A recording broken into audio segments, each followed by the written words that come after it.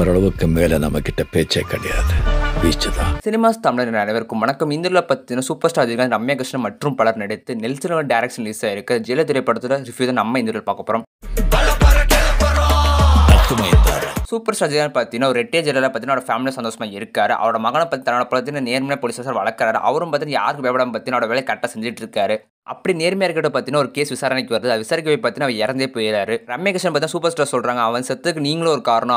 அவனை போக்கில் விட்டுருந்தா கூட உயிரோடு இருந்திருப்பான். அவனை நீங்கள் நீதி நேர்மை வளர்த்து பார்த்தீங்கன்னா கொண்டுட்டீங்க அப்படி சொல்றாங்க. சூப்பர் ஸ்டார் பார்த்தீங்கன்னா குற்றம் வச்சிருக்கு, நம்மளால மகன் செத்துட்டு அவன் சாவு காரணம் பழி வாங்கணும் அப்படின்னு முடிவு பண்றாரு. அப்படி முடிவு பண்ணி அவர் மற்றவங்க பழி வாங்கினா இல்லையா, அது என்ன கேஸ், அதில் எப்படி இவர் இன்வால்வ் ஆகுறாரு, இந்த ரெண்டு விஷயத்தையும் எப்படி சமாளிச்சு கொண்டு போறாரு அப்படின்ற இந்த படத்தோட கதை. நான் சொன்ன கதை வச்சு பார்க்கும் பார்த்தீங்கன்னா ஒரு ரிவெஞ்ச் ஸ்டோரி மாதிரி தெரியும். ஆனால் இது ரிவெஞ்ச் ஸ்டோரி கிடையாது. படம் கொஞ்சம் வேற மாதிரி இருக்கும். சொன்ன கதை பார்த்தா கொஞ்சம் படத்தில் வேற மாதிரி இருக்கும். அது வந்து ஒரு செகண்ட் ஹாஃப்ல உங்களுக்கு தெரியும், அது ட்விஸ்டாக படத்தில் இருக்கும். ஆனால் சொல்ல வேணா நான் வந்து கட் பண்ணிட்டேன். ஃபுல்லா முடிச்சிட்டு தான் திரும்பி வர முடியும்.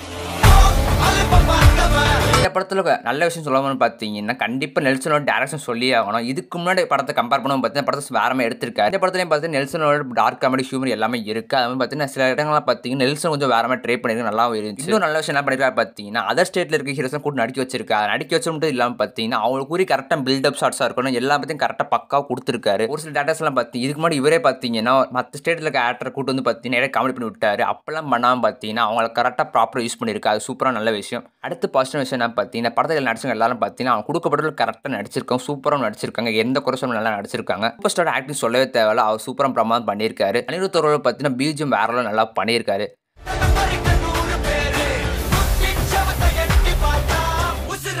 இந்த படத்தை நெகட்டிவ் அப்படின்னு பார்த்தீங்கன்னா லேக் அப்படின்றது இருக்கும். ஃபர்ஸ்ட் ஹாஃப் இருக்கும், செகண்ட் ஹாஃப் ரெண்டுலேயும் பார்த்தீங்கன்னா கொஞ்சம் லேக் இருக்கும். அது இதுலன்னு சொல்ல முடியாது. காரணம் எனக்கு தோணு விஷயம் என்ன பார்த்தீங்கன்னா ஒரு சில விஷயம்லாம் பார்த்தீங்கன்னா லைட்டாக ஸ்லோவாக எடுத்து வச்சிருக்காங்க. ஒரு சில விஷயம்லாம் பார்த்தீங்கன்னா ட்விஸ்ட் நினைக்கிறாங்க, அதை பார்த்தீங்கன்னா ஆல்ரெடி நம்மளுக்கு தெரிஞ்சிருது. அதனால் பார்த்தீங்கன்னா கொஞ்சம் லேகாக இருக்குது. ஸோ இந்த விஷயம் மட்டும் தான் பார்த்தீங்கன்னா நெகட்டிவ் இருந்துச்சு. மற்றபடி படத்தில் பார்த்தீங்கன்னா எந்த வித நெகட்டிவ் எனக்கு இப்போதைக்கு தெரியல. ஸோ இப்போ ஃபியூச்சரில் தெரியலாம். ஓகே ஃப்ரெண்ட்ஸ், அவ்வளோ இந்த வீடியோ. இந்த படத்தை நீங்கள் பார்த்துருந்தீங்கன்னா உங்களோட ரிவ்யூ என்னன்னு கீழே மறக்காம கமெண்ட் பண்ணுங்க. வீடியோ பிடிச்ச வீடியோ லைக் பண்ணுங்க, மறக்காம சப்ஸ்கிரைப் பண்ணுங்க. தேங்க்யூ ஃபார் வாட்சிங். Good bye.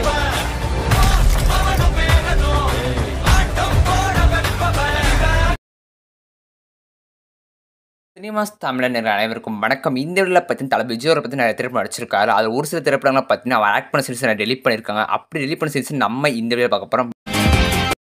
சினிமாஸ் தமிழர் அனைவருக்கும் வணக்கம். இந்த வீடியோவில் பார்த்தீங்கன்னா ஒரு சாங் ரிலீஸ் ஆன டைமில் ஹிட் ஆகிறத விட அந்த சாங் ரிலீஸ் ஆகி பல வருஷங்கள் ஹிட் ஆகிறது பார்த்தீங்கன்னா இந்த பாட்டோட மிகப்பெரிய சக்ஸஸ். ரீசெண்ட் டைமில் ஹிட் ஆன சாங்ஸ் நம்ம இந்த வீடியோ பார்க்க போகிறோம். ஆரம்பிக்கலாங்களா?